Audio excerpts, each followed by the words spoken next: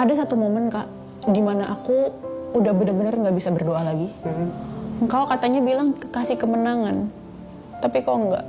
Aku recite Daud yang bilang berapa lama lagi Tuhan, itu berapa lama lagi gitu, berapa lama lagi Tuhan, sampai kapan ini berakhir, sampai kapan ini berakhir. Sampai satu momen aku doa, aku masuk ruang doa, aku cuman bilang, Tuhan ini kayak kekuatan terakhir aku buat berdoa. Mungkin besok aku udah gak bisa doa lagi. Karena aku udah nggak kecewa sama Tuhan, tapi aku udah nggak punya tenaga Kak.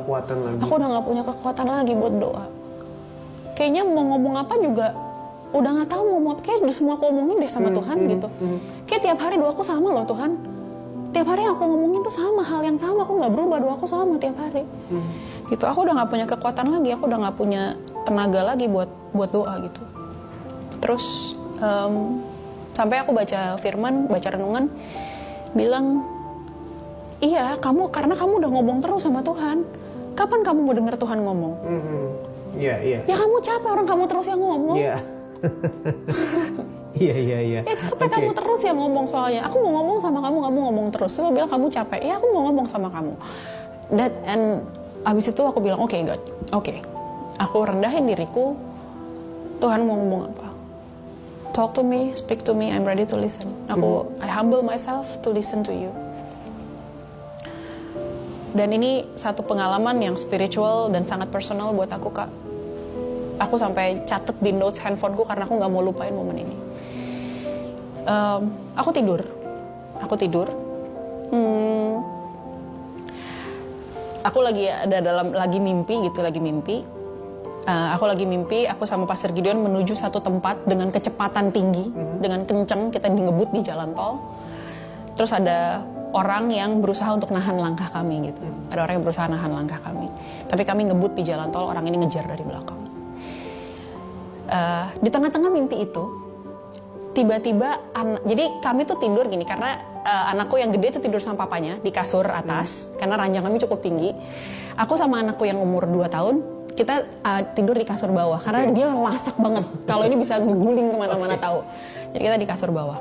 Tiba-tiba anakku yang udah umur 5,5 tahun ini yang tidurnya udah nggak lasak, tiba-tiba jatuh dari tempat tidur. Tempat tidurnya cukup tinggi, mungkin segini ada kali. Buak, jatuh jam 3 pagi.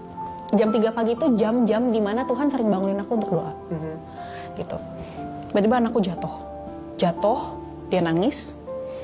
Aku panik kan, aku gendong, aku cek respon ya kan kita tahu kalau anak jatuh katanya cek responsnya, lihat nggak bisa matanya lihat nggak, aku dengar mama nggak gini, dengar mama nggak gitu. Karena abangnya nangis, adanya jadi kayak keganggu, berisik nih, keganggu. Akhirnya Pastor Gideon bilang, udah kamu jagain yang kecil, aku urus yang gede gitu. Terus kita pasang inilah, taruh bantal di pinggir gitu, di pinggir tempat tidur. Terus aku sambil peluk anakku yang kecil, sampai dia tertidur lagi. Aku tanya sama Tuhan kenapa? Ada apa kok? Di momen aku lagi berat, soalnya aku jatuh gitu kayak, apa sih Tuhan, ini ada apa sih gitu? Tuhan tuh mau ngomong apa sama aku? Mau kasih tau apa sama aku gitu? Terus di momen itu, ini, mungkin banyak orang nggak percaya, tapi it's real Kak, it's very real. Aku denger Tuhan ngomong, mungkin bukan denger audible ya, kayak bukan denger yang ngomong gitu, enggak. Tapi ini jelas sangat nyata, sangat jelas. Tuhan bilang sama aku Matius 7:11. Kak, itu bukan ayat yang mungkin ayat favorit orang-orang, mungkin bukan ayat yang orang tuh mungkin kalau Roma 8:28 itu kan kayak familiar banget. Yohanes 3:16 itu familiar banget. Tapi sangat jelas Tuhan bilang Matius 7:11. Aku buka handphoneku sambil aku peluk anakku yang kecil. Tuhan, aku baca, aku nangis banget. Tuhan bilang, jikalau kamu yang jahat saja tahu memberikan pemberian yang baik untuk anakmu, apalagi Bapamu yang di surga. Dia akan memberikan pemberian yang baik bagi orang-orang yang percaya berharap kepadanya. Aku nggak ngerti tadinya, kok ayat ini ya? Tapi lagi-lagi begitu jelasnya Tuhan ngomong sama aku. Tuhan bilang gini, aku sengaja bikin anakmu jatuh agar kamu lihat bagaimana kamu merespon terhadap kesusahan anakmu. Kamu aja langsung comfort dia, langsung gendong dia, kamu langsung bangun dengar teriakannya, kamu peluk dia, papanya langsung bangun benteng perlindungan di sekitarnya. Anakmu yang kecil ngerasa nggak nyaman, kamu langsung peluk buat dia nyaman dan kembali dia rest. Apalagi aku. Iya. Wow. Wow. That was very beautiful. Iya. Indah banget, momen yang indah banget sama Tuhan gitu. Dan di situ aku benar-benar nangis sejadi-jadinya. Aku nggak bisa ngomong apa-apa selain bilang thank you, thank you, thank you, thank you, thank you, and thank you. Nggak bisa aku ngomong yang lain, cuma bilang makasih Tuhan, makasih Tuhan.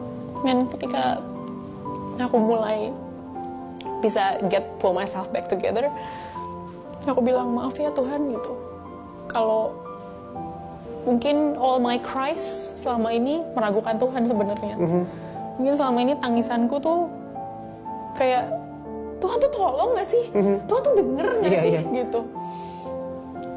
Kayak mungkin kayak murid-murid ketika badai di kapal di Danau Galilea gitu. Yang ya, murid-murid Yesus tidur, murid-murid bilang, "Tidakkah engkau peduli?" Kok tidur sih? Lo gak peduli ya? Nih kita nih mau mati loh, ini badainya gede banget loh. Lo gak peduli ya gitu. Saya cuma bisa bilang, sorry gak? Sorry, maafin aku kalau mungkin aku meragukan Tuhan gitu. Dan magical Kak. Kalau mungkin bisa dibilang secara familiar, it was very magical gitu. Kayak Tuhan sengaja bikin anakku jatuh supaya aku sendiri melihat, aku Amanda melihat bagaimana Amanda merespon sama anaknya. Kamu aja segitunya sama anakmu. Bilang, kalau kamu yang jahat aja tahu memberikan pemberian yang baik kepada anakmu. Apalagi aku sama kamu. True. Yeah. Dan Justru malahan kadang lewatin momen yang berat gitu ya dalam hidup. Justru itu momen dimana Tuhan lagi-lagi memperkenalkan dirinya sama kita. Lagi-lagi memperkenalkan dan kayak, hey, it's me, halo gitu. Ya memang mungkin ya caranya pasti nggak gampang. Caranya nggak mudah. Mungkin caranya lewat masalah. Tapi justru lewat masalah, Tuhan nyatain mujizatnya.